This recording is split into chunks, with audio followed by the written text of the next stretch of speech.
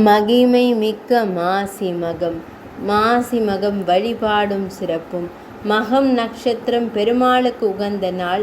நீர்நிலை உள்ள இடங்களில் தீர்த்தவாரி உற்சவம் நடைபெறுவது வழக்கம். இப்படி தீர்த்தவாரிக்கு பெயர் பெற்ற 108 திவ்யதேசங்களில் ஒன்று மகாபலிபுரம். திருக்கடல் மல்லை என்று அழைக்கப்படும் திருத்தலம். இங்கு மாசி மகத்தன்று நீராடுவது ராமேஸ்வரத்தில் நீராடிய பலனை தரும். இதற்கு காரணமானவர் புண்டரீக முனிவர்தான்.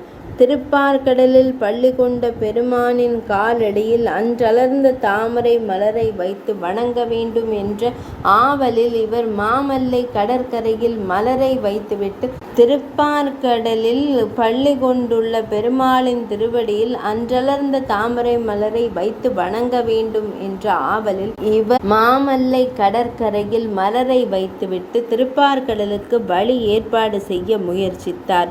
அதற்காக கடல் நீரை தொடர்ந்து இறைத்து கொண்டிருந்தார். இவரின் தளராத முயற்சியும் தாழாத பக்தியையும் கண்ட திருமால் ஒரு முதியவராக உருக்கொண்டு முனிவரிடம் வந்து, எனக்கு பசியும் களைப்புமாக உள்ளது, ஊருக்குள் சென்று உணவு வாங்கி வாருங்கள், அதுவரை நானே கடல் நீரை உமக்காக இறைக்கிறேன் என்று அனுப்பினார்.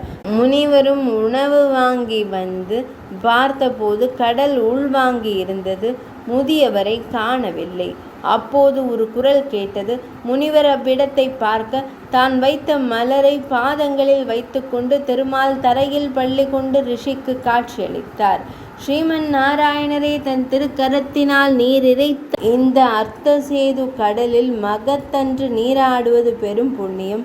ராமபிரான் ராவணனை வதம் செய்வதற்காக சிவனருள் பெற வேண்டி அகத்திய முனிவரின் ஆலோசனையை நாடினார். அம்முனிவர் கும்பகோணம் வந்து சில காலம் தங்கி இத்தலத்தில் உள்ள காசி விஸ்வேஸ்வரரை வழிபட்டால் ருத்ராம்சம் பெறலாம் என கூறினார்.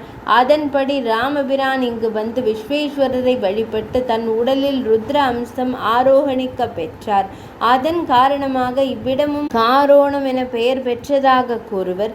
இதன் பழைய பெயர் திருக்குடந்தை காரோணம். மகாமக குளத்தின் வடகரையில் உள்ளதை கோயில். மாசி மகத்தில் விளக்கேற்ற வேண்டும்.